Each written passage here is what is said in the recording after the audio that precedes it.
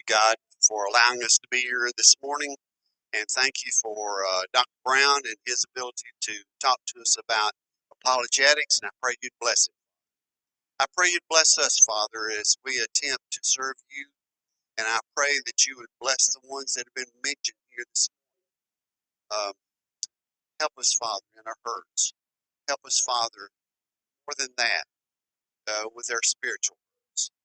Help us never to waver from you. You are the one true God. Jesus Christ.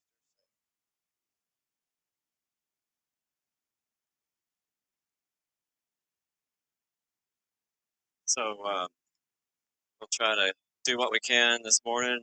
I'm not sure we can get this done in 4 hours today, but so apologetics. Just remember, it's from the Greek apologia, and it's a defense. So I know we have some attorneys here, um, so I'll refrain from telling any lawyer jokes, but doctors love those. But we'll try not to do that. But it does have to do with uh, the law in a way. You're making defense, your own trial, um, like the picture we were showing there, where earlier where Paul was on Festus Agrippa. Now, this is the verse, of course, the key verse, the one that we all know and refer to, where that word is used uh, specifically. Sanctify the Lord God in your hearts, and always be ready to give a defense. That's the apologia there. To everyone who asks you a reason for the hope that is in you, with meekness and fear, having a good conscience, that when they defame you as evildoers, those who revile your good conduct in Christ may be ashamed. So it does give us the basic idea here that the Christian is on trial. That's what we are on trial by the world, people around us. They want to know, well, why should we accept what you're doing and you believe it? And so we have to be ready to make that defense. And it also gives us that our task needs to be one that we don't have. I like. There's several good apologists I like to refer to a lot. I've got some of these books. These are some of the I think very accessible books here. I put up here. Frank Turek is very good. Has a website and a app you can get called Cross Examined, and then the other is J. Warner Wallace and his Cold Case Christianity. These are very good resources for trying to become an apologist.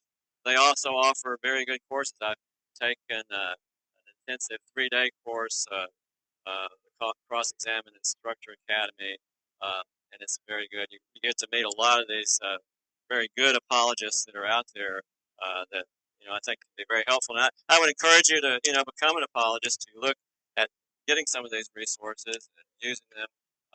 Like I mentioned, those two, but there's also many others. I really like John Lennox. He has a lot to offer.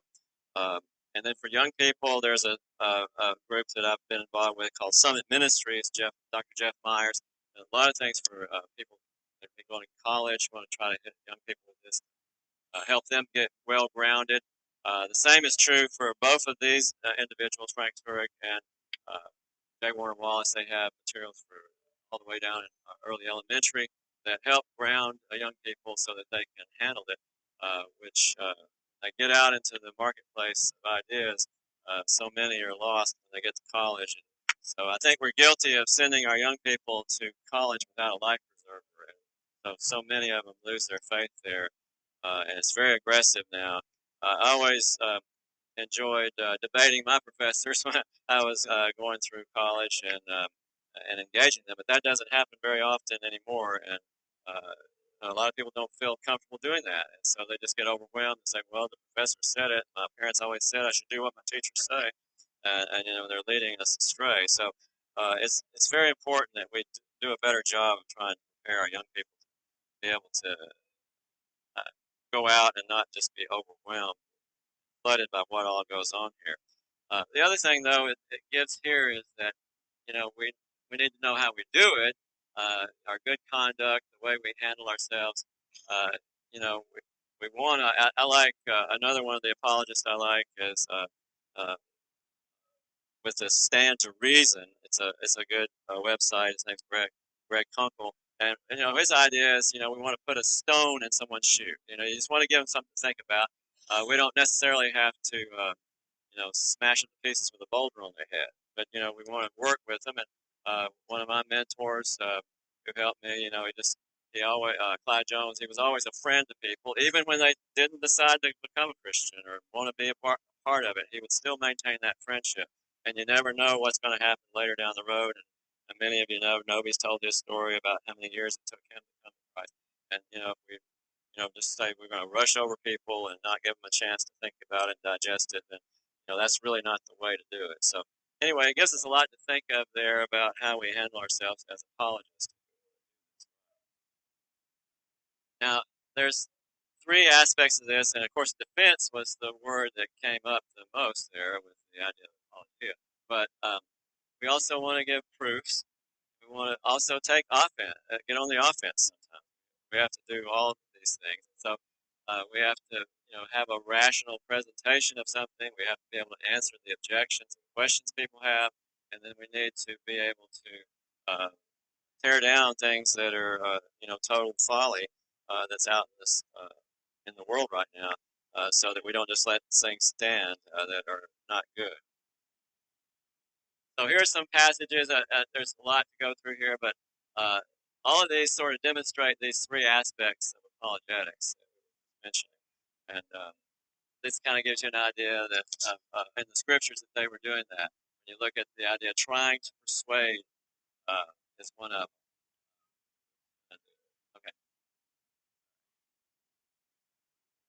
Yeah, trying to persuade. So there's one, and then defending and confirming, and then very eager to write and tend for the faith. That sounds like some offense there, offense. And think that where they become futile in their thinking, and they became wise, they became fools. And worldly wisdom, the wisdom of this world is foolish. We demolish arguments, every pretension that sets itself up against the knowledge of God. And we take captive every thought to make it obedient to Christ.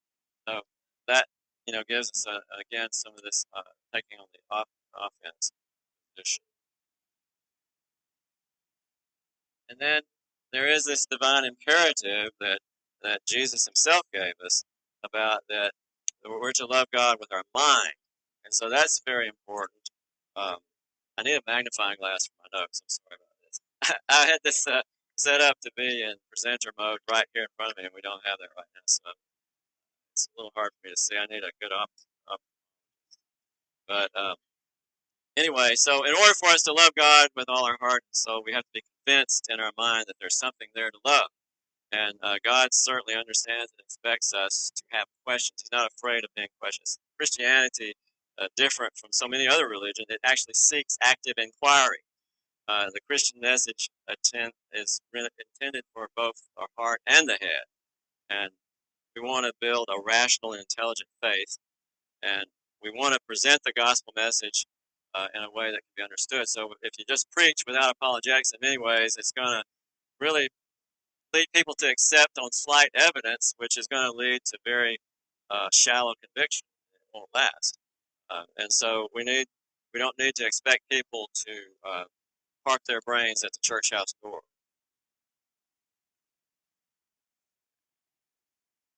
Not advanced. We've had some technical fun here.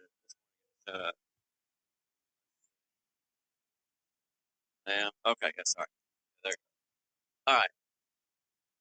That's not good to push the laser button, especially when you're inside of a colonoscopy. So you might have an explosion. We really hate explosions in the OR. So here's some of the consequential questions that people have that we're needing to address when we're apologists. And so these are some of these questions that we're all familiar with about the key questions, important questions about where did I come from, who am I, what's the purpose of my life, how should I respond to pain and suffering, how should I behave, what will happen at my death. So these are all big questions that people have, and that we should be ready and prepared to provide the Christian response to these questions. And then part of that questions also lead to doubt, and so there's people have doubts, Christians have doubts. And that's a part of the goal of apologetics is to address doubts and to deal with those. So, uh, but there's different sources for doubts. Doubts of emotion, of course, that one's a big one. I think, in fact, it's probably one of the big ones for sure that I run into a lot of times when I do apologetics and talking to people. Is that there's just a lot of disparities of things that offend our sensibilities. That really gets back to the question of pain and suffering. We certainly see that all the time as doctors. It's rough to have to tell patients that they've got cancer and all these terrible things that happen, tornadoes, and all these things. So people have questions about pain and suffering. So, and that can lead to doubt. Say, well, is God really good? And then doubts of the will, though, is has to do with really a desire to do our own thing. So obviously that's a big one. Put self in charge, not wanting to have to answer to any higher authority. Many of as we go through some of this, many of the scientists that are so big proponents of a total naturalistic view of the world admit many times in their statements saying, well, I wouldn't want there to be a God even if somebody could prove it. And then doubts of the worldview. These are just basically sort of confusion um, of getting crossed up because there are many worldviews. We'll look at that. If you're operating in one worldview system, then you're going to have doubts if you're trying to fit it into another worldview. It doesn't work. And then doubts of ignorance. Somebody just is an honest searcher, doesn't have information. They need that. That's somebody you can help easily. And then there are though doubts, like I was talking about, especially with young people that we send out to college without preparation.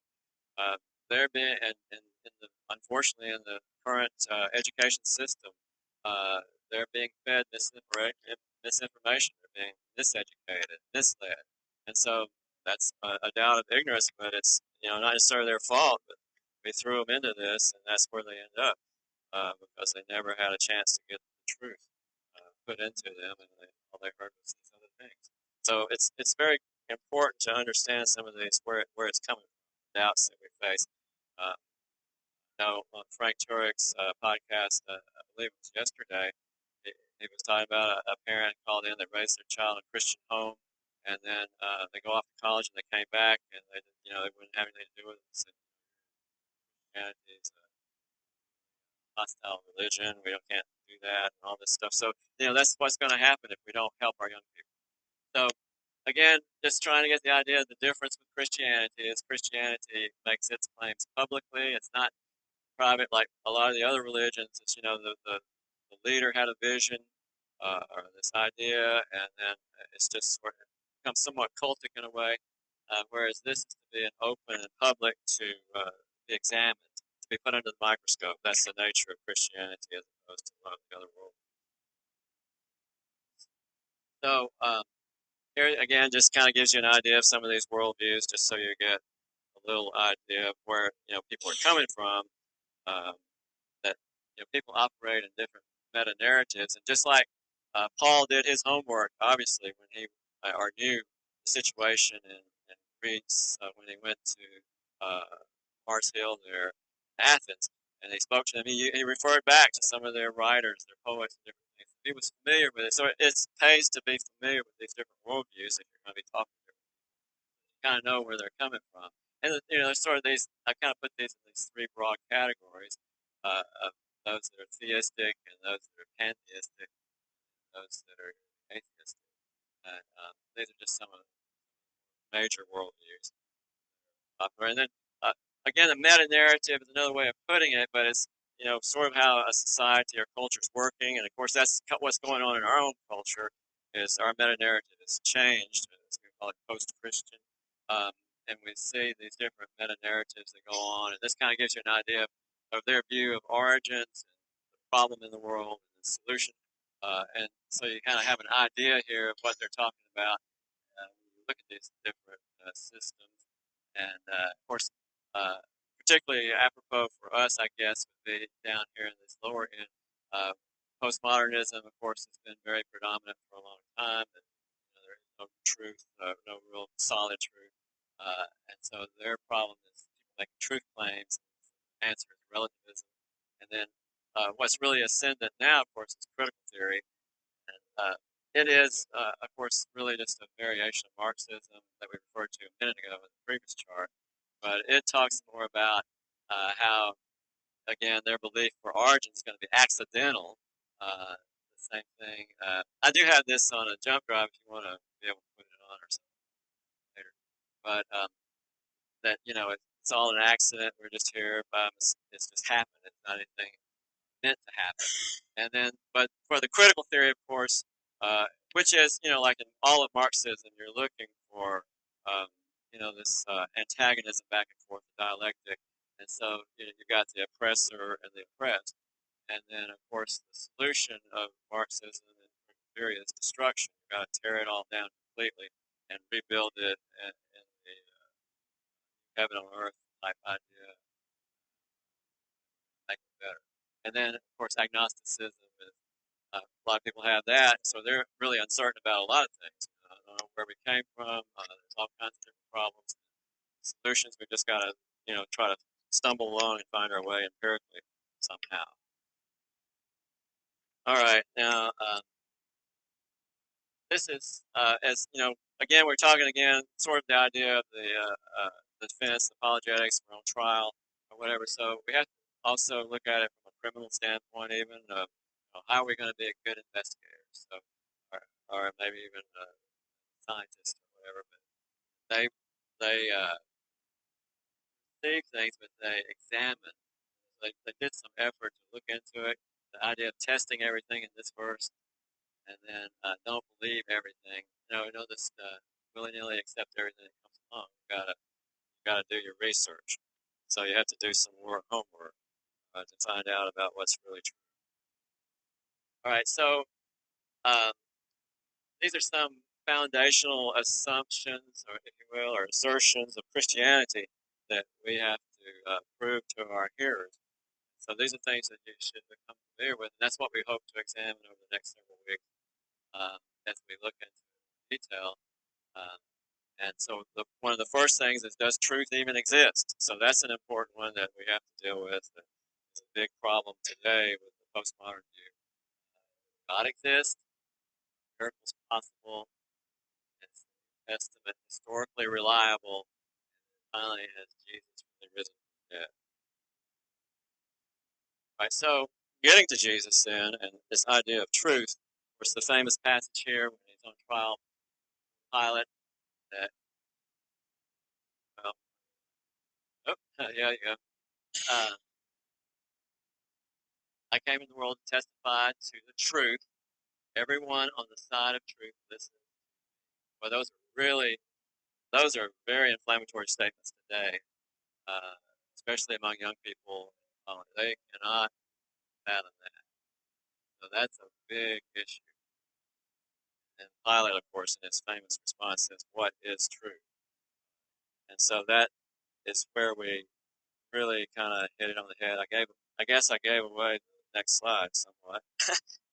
So sorry. I need an AV man to run my show. All right, a little break here.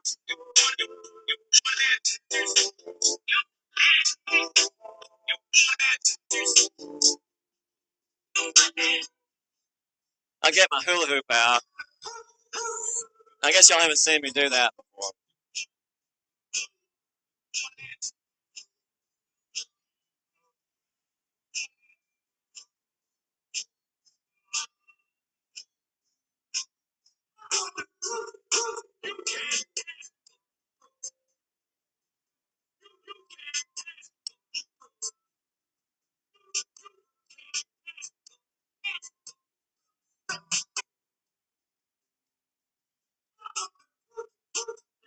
All right, that's enough of that. I just thought I'd wake y'all up. They say that when you're talking, especially when you have a monotone, that you have to break it up about every 15 minutes, or people fall asleep and lose their train of thought. So, all right. So, truth, it seems, is broken, especially in our culture today. The windows are smashed on the house of truth, it seems. And it's really every day we see how things are just breaking down. And so one of the things, again, like the college student that came back home that I was mentioning earlier, and this is so true of that generation and how they're being programmed with the college professors and all, is that now, and we're seeing it, of course, in the broader culture, because typically the way things have changed over the years is that more and more we want to be young. Uh, Here I am, as old as I am. I try to be young, keep up with the grandkids. No, I'm not. But at any rate, we all try to be young somewhat, and so the culture as a whole tends to adopt whatever the younger people are doing, and so the culture as a whole is adopting it.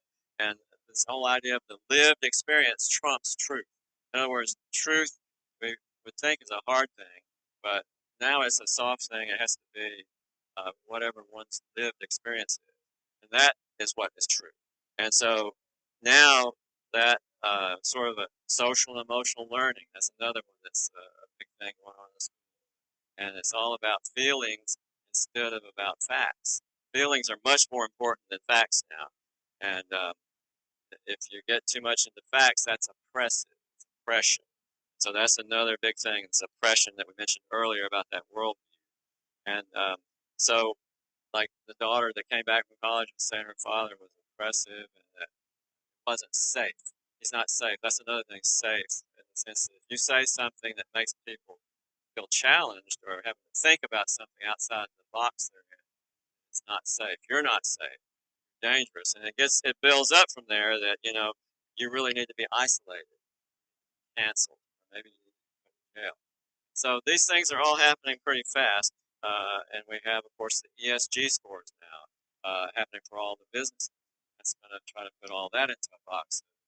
Same for social, emotional learning taking the priority more so than facts. So that's what we're living in today. And of course, as a Christian, we understand that those are strongholds that need to be taken down. But how do we do it?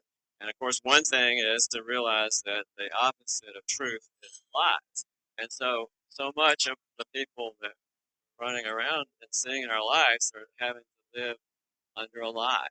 And it's really the oppression is on them, unfortunately. And so again, we're saying, of course, that you can't tell if anymore when a baby's born if it's a male or a female. I mean, they're not cats.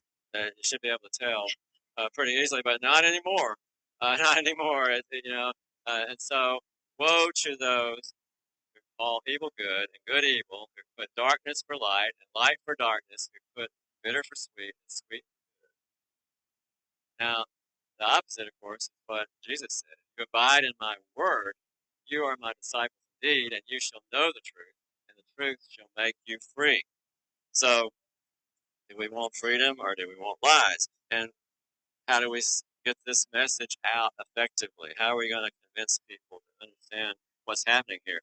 And so, what is truth? It's not falsehood, that's for sure. And where did falsehood originate? We know, as the scriptures teach us, that Jesus said about Satan, when he lies, he speaks his native language. He is a liar and the father of lies. So think about all the lies that were spoken. That's the message in the Bible many times. At the very beginning, what? Satan speaking lies to Eve. Somewhere in the middle there, what is it? Job. Satan speaking lies to God about Job. And then we go to the New Testament.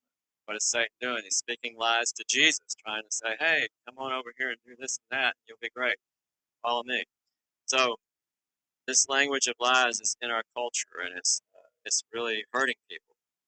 The only way to be liberated from this prison of doubts and lies is through truth. Where there is truth, as Jesus said, there is freedom. Freedom can flourish then, and of course, you cannot actually live by lies, because ultimately that will lead to death. If I tell my patients you don't have cancer when they do, just because I don't want to hurt their feelings, well, they're going to die, and I haven't done anything for them. I found this cancer in your colon, but I don't really want to tell them that. It's going to hurt their feelings. They're going to get nervous. They're going to be upset. I think I'll just leave it alone. Well, that's going to be a disaster for them, and that's what's happening to people. Their lives are falling apart because they're lies, trying to live by lies. You just can't do that. So, what is the truth about truth? So, it's attributed, I guess, to one of our founders, John Adams, about how facts are hard things. Well, truth is correspondent with reality. So that's one of the first things, is to understand that it is something that is real. It corresponds to reality. And I, there's a famous quote from Aristotle's Metaphysics that's worth listening to, but I'll warn you, it does sound a lot like it came from Dr. Seuss's Fox on Socks, or Fox and Socks. I love that book. I love to read it. But anyway, hang in there with me because it is actually very good. If I don't all stumble over it and try to say it here, especially with this microscopic type. Okay, to say what is not, and that what is not is false. But to say that what is, and what is not, is true. And therefore also he who says that a thing is or is not will say either what is true or what is false. Now y'all say that after me. No, we won't do that. So at any rate, then the other thing is truth is transcendent. It can't be altered, which is something that really, really gets everybody upset in critical theory. That truth cannot be altered by our beliefs, really, our attitudes, our emotions, our feelings, majority vote, cultural fashion, human perception, all of these things. Well, what about the tree that fell in the forest? Did it really make a sound? Well, of course we can have a recorder and record it. It made a sound. So it doesn't even require our perception of it. So it's not even the truth is there, even if we didn't perceive it, even if we didn't know it, it's there. Truth is absolute, it's not relative. Truth can be discovered or known even if we don't understand it and how it works or why it should make sense or not make sense. If it's true, find that out even if we don't understand it. All right, now what are some sources of truth? And these are some of the areas we want to examine in the coming weeks.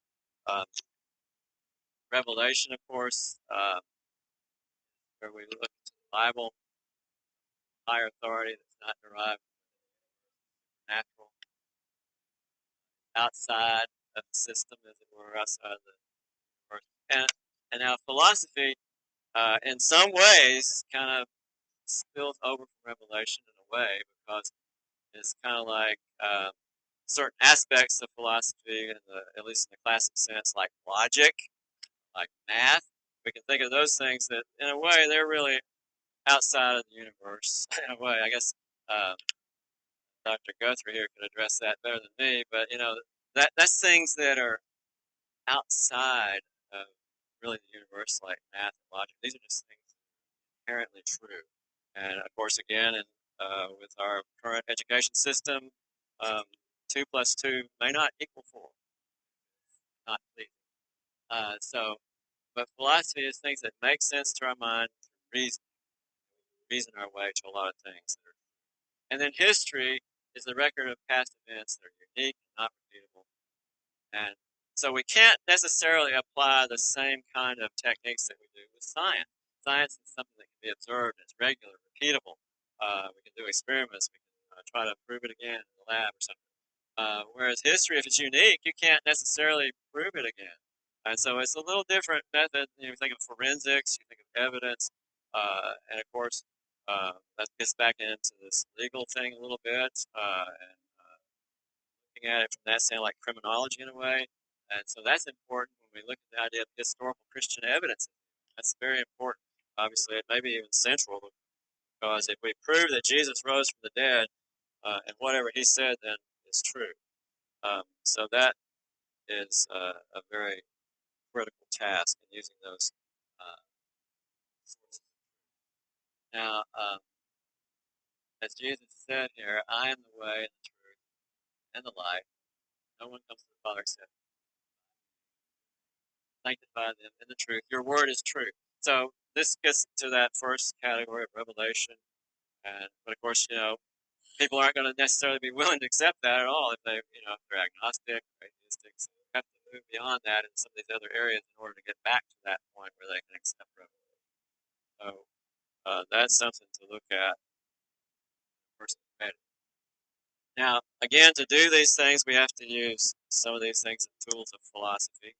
that we were mentioning, like logic. And so this is sort of, the most basic area of logic, but it's critical. And unfortunately, so much, again, has been lost because now logic is viewed as being oppressive in this new system we're beginning to turn to, which is terrifying to think that if we're going to throw logic out the window, really we are going to get chaos, which is destruction that is desired by those who want it. So you can't have identity. You got to have non-contradiction. That's where it gets back to the truth and falsehood type thing. Excluded in the middle. You've got to have either one or the other. But a lot of people say, "Well, I don't want it. I want it to be what I feel like." But with logic, you can't have it that way. It's not going to work. It's not going to produce anything worthwhile. Now, with logic, we produce inferences, and these are just different methods used in making an inference. So an inference is just where you're trying to draw a conclusion. You're trying to pull things together and say, well, what does this mean, or what does this work out to be, or whatever. So deduction is from the general to the specific in many ways. And again, a lot of times that's like with math, where you got x, 3x plus y is 18, and x has to be 4. If x is 4, rather, y must be 6. So, if the premises are true, which they may or may not be, you've got to examine the premises to see if they're true. But if the premises are true, and if you've constructed it right, then the conclusion has to necessarily be true in mathematical sense. And so there are things where that applies, but a lot of times with what we're doing, that's not going to help us a whole lot with some of the issues we face. But it's critical to being able to deal with truth. And that's where some of this basic deductive logic, you've got to get people at least on the page of truth. And then induction, it's from the specific to the general. And so this is used a lot in scientific research. That's taking samples from different things you're working on, and from those samples, then you try to make a general rule out of it, observation, or a general principle that you hypothesize. This is how this sampled all this. So if your samples are good and you're working on it, a lot of times that will lead to a good truth. That's how we got a lot of our laws that we know in the natural law. Okay, and then abduction, which has to be used a lot more when we get back to this forensic approach, or criminology, legal, judicial. You got a limited set of observations, because especially when you're talking about unique events, you're trying to scratch around and find evidences like historical documents in the New Testament, that kind of thing. You're trying to get the best information that you can, but it's going to be pretty limited. Access is limited. Crime has already happened in the past. You don't have everything. You obviously are not going to be an eyewitness.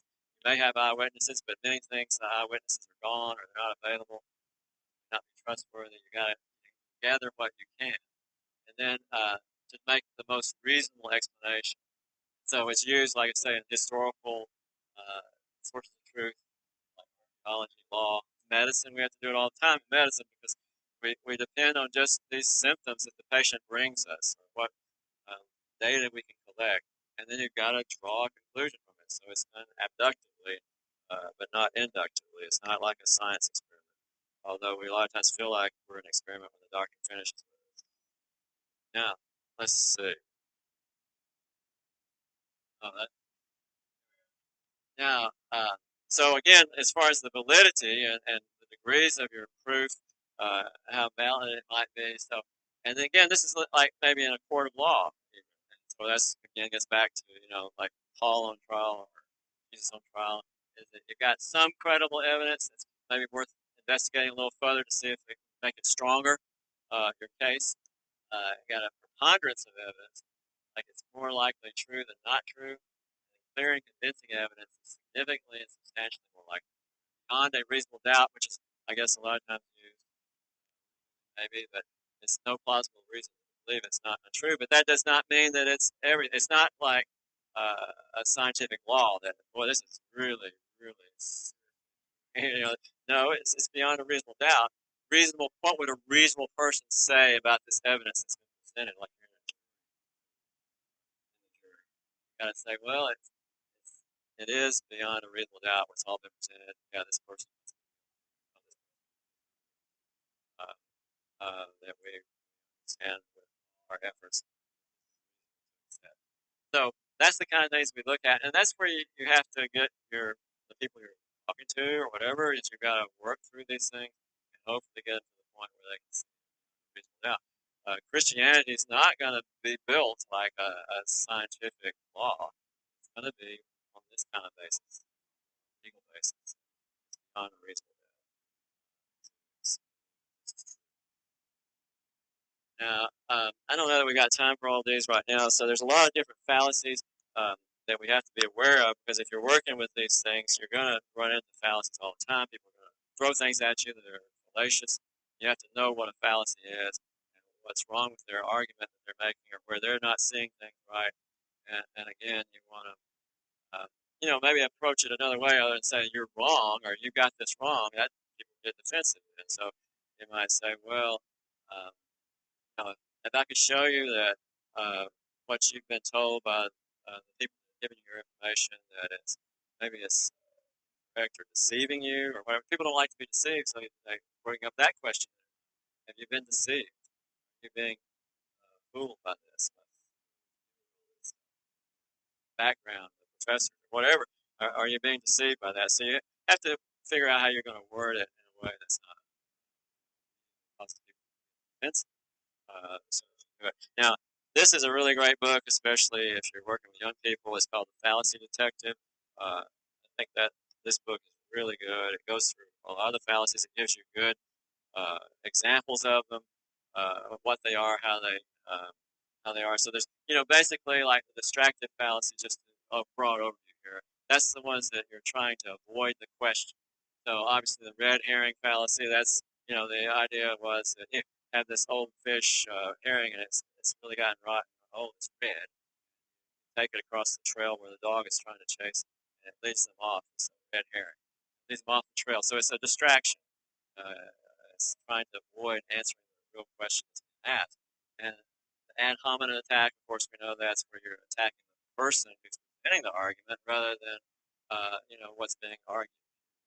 Saying, well, you're a bad person. Well, that doesn't have anything to do, even if it's a bad person, is the argument valid?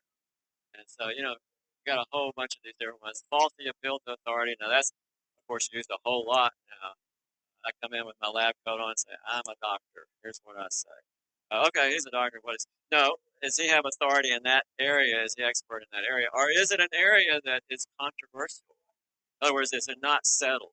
Is there different opinions, a range of opinions about how to manage this? Well, then that doesn't matter then that he's an authority. It's a faulty appeal to authority to say, well, he's an expert, we need to listen to him. No, you have to examine the weight of the evidence he's bringing forward. Oh, it has to stand on its own. So anyway, there's a whole straw man. We're familiar with that. It's like setting up the scarecrow that's made out of straw, and you can easily knock it over. So you're making an argument about something that over here, but it has nothing to do with the argument you're actually trying to deal with. That's a straw man, and I'm not even trying to make this point, but you're talking about this, and so again, it distracts. And then assumptive fallacies have to do with the assumption itself, the problem, and so we're familiar with the circular reasoning. That's sort of what you're saying. Your premise is trying to conclusion is the same. You're just going in circles. And the loaded question, we're all familiar with that on trial. When did you stop beating your wife? Setup where you got a question inside of a question, and it's it's a trap.